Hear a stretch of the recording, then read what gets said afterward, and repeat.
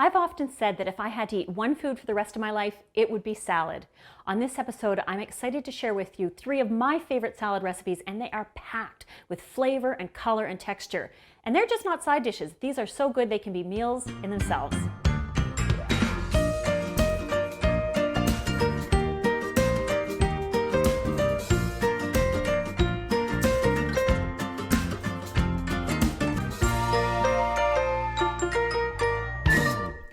Our first recipe today is a delicious Nicoise-inspired pasta salad. The classic Nicoise is usually potatoes and tuna and lots of great summer vegetables, but adding pasta into the mix makes it even more delicious.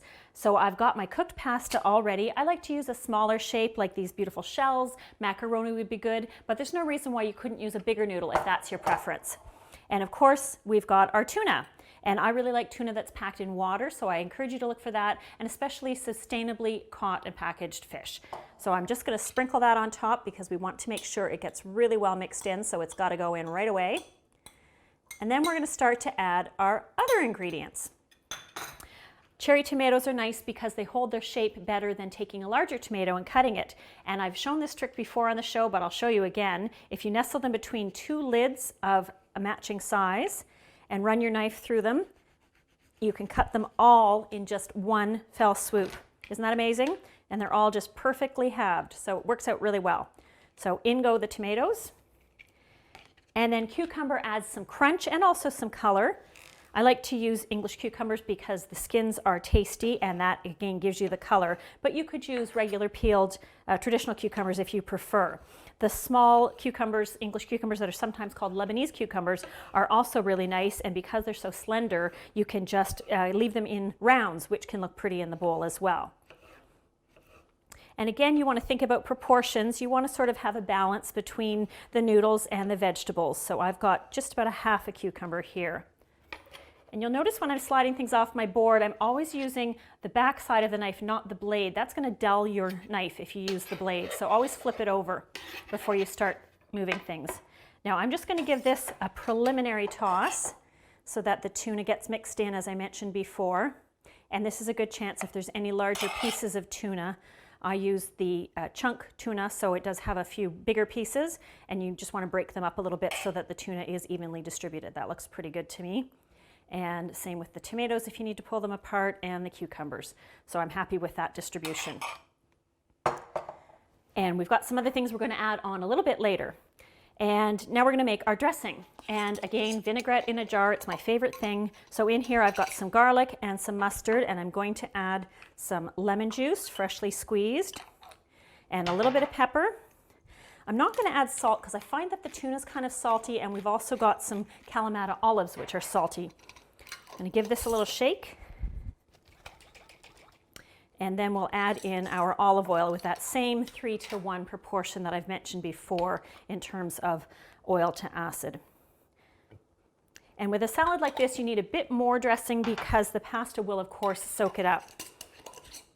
It helps in this case that the pasta is cooled, so it's going to soak things up a little bit more slowly. So I'm going to put this on now. And I think I'll be using all of it, so I'm not even going to check the bottom of the bowl. And now I will give it a stir and just make sure it's nicely blended. I can see that it has made its way to the bottom, so that's perfect. And now we're going to go for some more toppings. These are artichoke hearts. I like to buy the pickled ones in the bottle rather than the canned ones in the jar because these have more flavor, or the unpickled ones in the can, because I find that the pickled ones have more flavor. And when I get them out of the jar, I like to cut them in half so that they're much more bite-sized. And they already have dressing on them, so that's why they're going on top, so they don't have our vinaigrette on them because they're already dressed, as I just said. And Kalamata olives, which I love. These ones have already been pitted. Often with a traditional Nicoise salad, they give it to you with the pits on, but I just think that's too much work. And we've got some capers. And again, that's just more of that nice briny, pickly flavor, which is so nice. And some green beans. And the reason I didn't put the green beans into the bowl is that they will start to discolor from the lemon and the vinaigrette. So we're going to scatter those on top instead. And of course, when people serve themselves, the beans will get mixed in to each serving. Great. And hard-boiled eggs are another staple of a classic niçoise.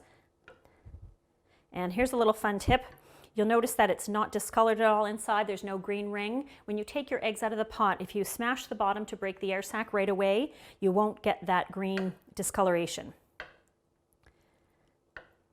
And I should be wiping my knife between each cut to get a cleaner cut, but there you have it. And it's nice to perch these on top because they are so delicate. If you tried to stir them in, they would no doubt fall right apart. I have 2 eggs, but I think I'm just going to use 1 for today because it's looking nice on top. And our last addition is some fresh parsley. I like the flat leaf parsley because I find it has a better flavor. And when you cut it, it just makes for really nice little pieces. But curly parsley is fine too. You could also try fresh thyme if that's a flavor that you really like.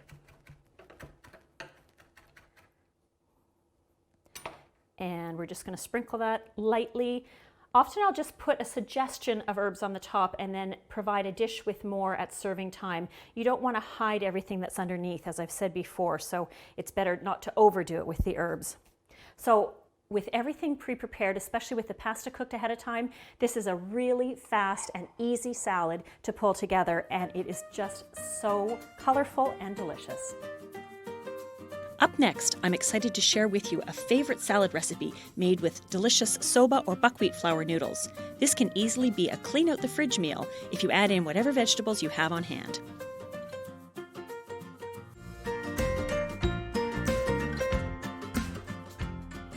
If you're helping kids to learn how to cook, or if you're an adult who struggles with grating cheese, here's a hot tip. Put the cheese block in the freezer for about 15 minutes before you get your grater out, and it'll slide through no problem. And look for a grater that has a catcher on the bottom to make the job even easier.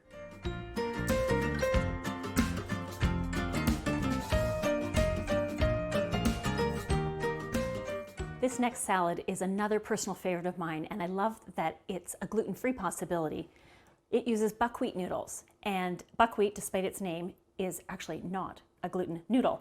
But you have to be careful, check the packaging, because a lot of them mix it with wheat, so health food stores are your best bet for true buckwheat noodles.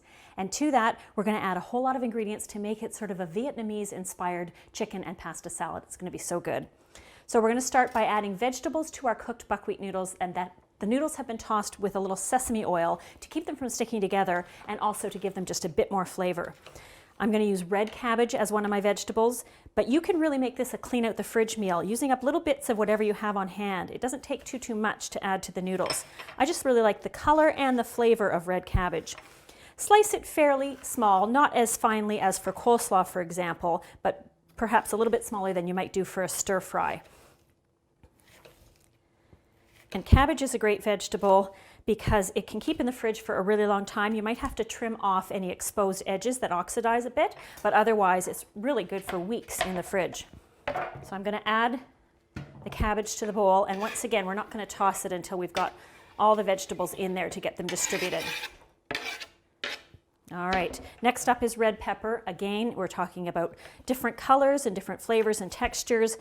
I really love a colorful salad because, as the phrase goes, we eat with our eyes first. So when you come across a plate or a bowl full of salad that's really colorful, I think it automatically looks more appealing and it kind of gets your taste buds excited for what's to come.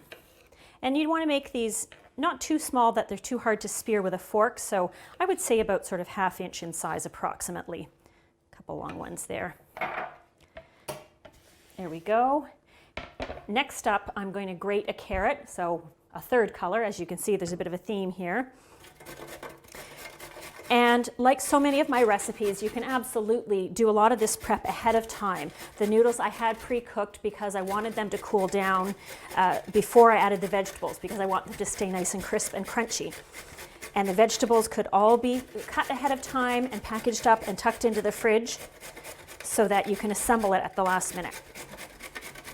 There, that looks like about the amount of carrot that I wanted. I'll just pop this bottom off and dump it in. There we go.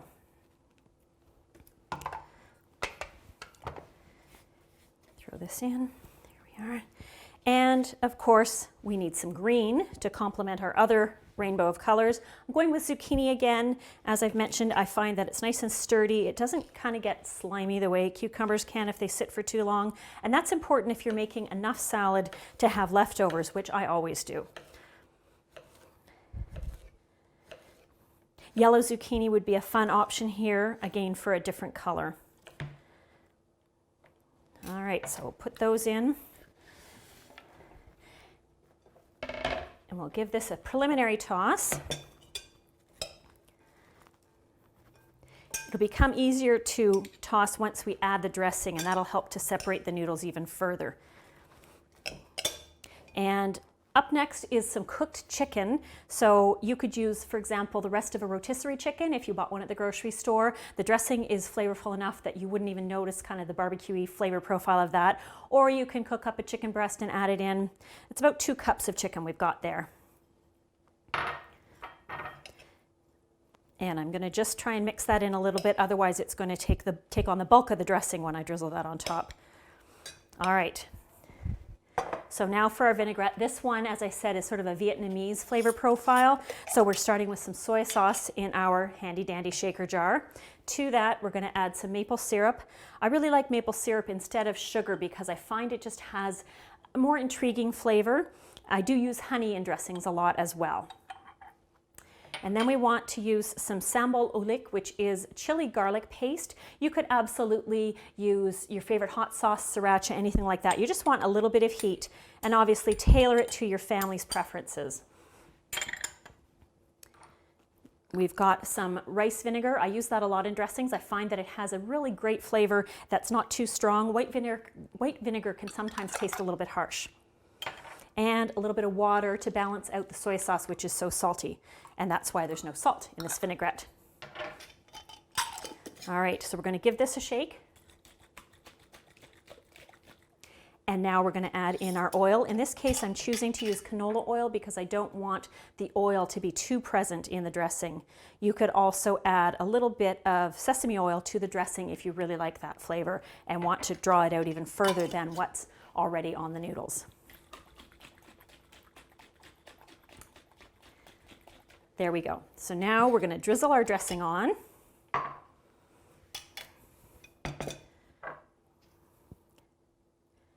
And again, because the noodles are going to soak up so much, I'm going to go ahead and pour it all on. I know I've got the right quantity that I need here. And now we just give it a good mix, and you want to get the noodles nicely coated, and you want to bring veggies and chicken kind of back up to the top of the bowl so that everyone can see what's there. Now this has turned into such a large salad, I was going to transfer it to a serving bowl, but I think I'm going to leave it in here for now because otherwise it's going to overflow that bowl. Now for our final garnishes, we're going to sprinkle on some chopped cashews. Obviously omit the nuts if your family doesn't prefer them, or you could always have them on the side. We're going to chop up some fresh cilantro. That's very common in a lot of Thai and Vietnamese food, and it gives just that one more layer of flavor. So we'll have a lot of flavor notes with the soy sauce and the herbs and the sesame and the chili garlic, so lots going on there. And a little sprinkle of sesame seeds. I like black sesame seeds just because they show up a little bit better, but you can absolutely use the yellow or white sesame seeds if that's what you have on hand. And then our final garnish is some lime to squeeze over top. And you could easily put these in a bowl and just allow people to help themselves when they go to serve up their own portion.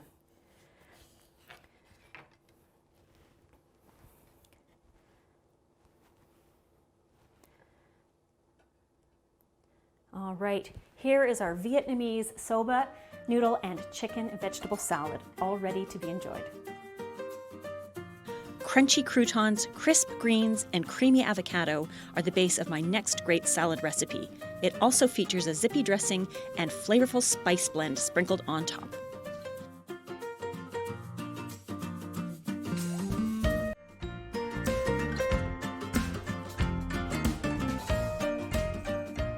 Crisp greens, crunchy croutons and creamy avocado. Does that not sound like the basis for a perfect salad? I can't wait to show you this fully loaded avocado toast salad. We're going to start by making the croutons, so I have to turn on my slightly noisy burner here.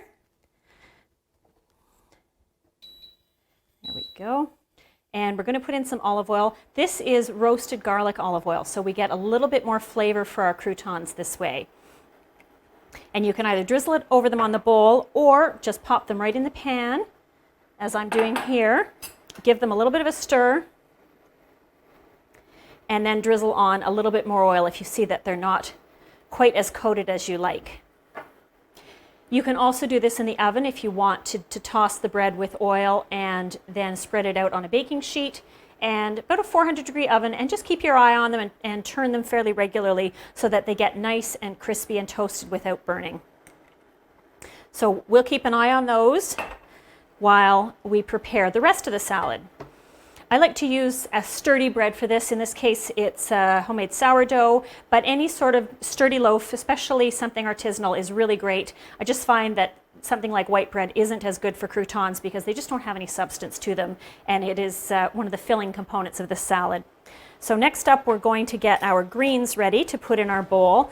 I've got romaine lettuce here because I do find that it's so nice and crispy, but you can absolutely use mixed greens, iceberg lettuce, whatever you enjoy. Most of my recipes do not have a lot of rules. It's just meant to cook with the things you like and eat the food that you feel like eating. And looking for about sort of inch and a half size pieces. You'll notice that I'm cutting the lettuce instead of tearing it. I find that it damages the cells of the greens a lot less this way, and they tend to stay nice and bright and not get the little brown edges that you might have seen as readily as they do if you're tearing it, which just is a bit more manhandling for the lettuce. So I always do like to cut it. And you can absolutely prepare the lettuce even a whole day ahead of time. Put it in a bag and don't seal it up tightly because it needs a little bit of air circulation, and just put it back in the fridge until you're ready. So there's the base of our avocado toast salad. And just checking on my croutons, going to turn the heat up a little bit to kickstart them. And the croutons as well can be made ahead of time. Let them cool. You might transfer them to a plate or a bowl, and once they're fully cooled, you can put them in an airtight container. Now I can hear them sizzling. So I think what I'll do next is get the tomatoes and avocado ready. As I said, it's fully loaded. So we're going to make sure that we get all the great things in there. So we're using our same Grate tomato trick, just cutting them between two lids of the same size. And we'll scatter those on top and just break them apart with your hands if they're still kind of stuck together. And I'm sure you can maybe hear the sizzling of the croutons. That's a great sound in my opinion. That just means they're going to be crisped up in no time. And now we'll get our avocado ready. This part you really do need to leave until just before serving because the avocado will go brown. You can sprinkle it with lemon juice and that will prolong things a little bit, but I always prefer just to wait until the last minute. And once I finish peeling these, then I'm going to check my croutons again.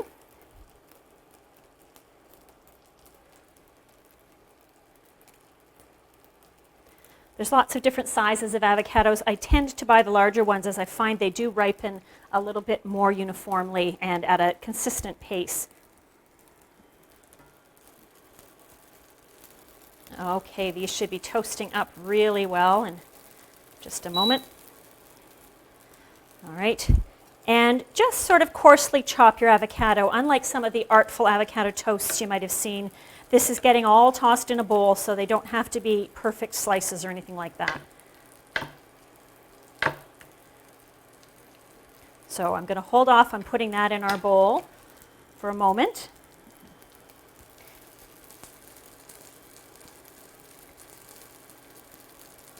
You can see we're getting some nice golden edges on some of the croutons, which is perfect. I like to make a big batch of croutons and have it on hand. They'll keep in a covered container, as I mentioned, for a couple of days, maybe even up to a week if your house is cooler, and then it's just so easy to add them to a salad. They're also fun to sprinkle on top of soup if you like something crunchy on a bowl of creamy soup like tomato soup.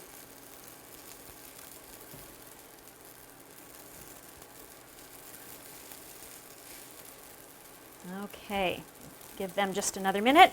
So now we're going to make our vinaigrette, and this one is lemon juice based, and I've got a little Dijon mustard in there. It's a great emulsifier, so it helps the dressing stick together, so that's why I like to include that. And a little bit of salt and pepper, because we don't have a salty component going on in any of our other ingredients.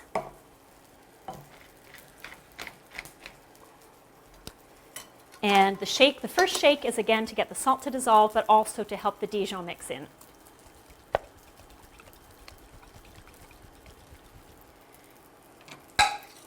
And before I add the oil, I'm going to get the croutons out of the frying pan because I can smell that they are perfectly ready.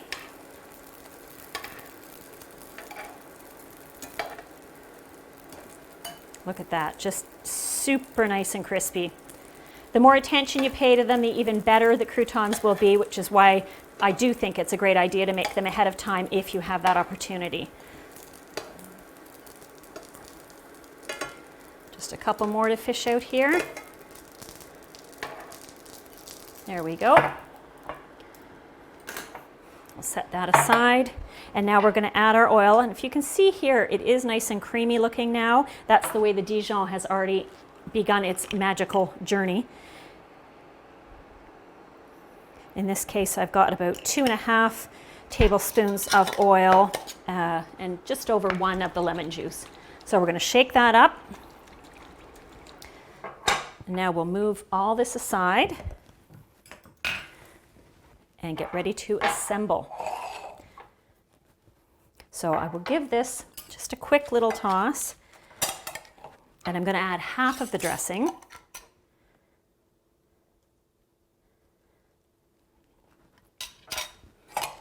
Toss it again. Then we'll put the avocado on and add the rest of the dressing.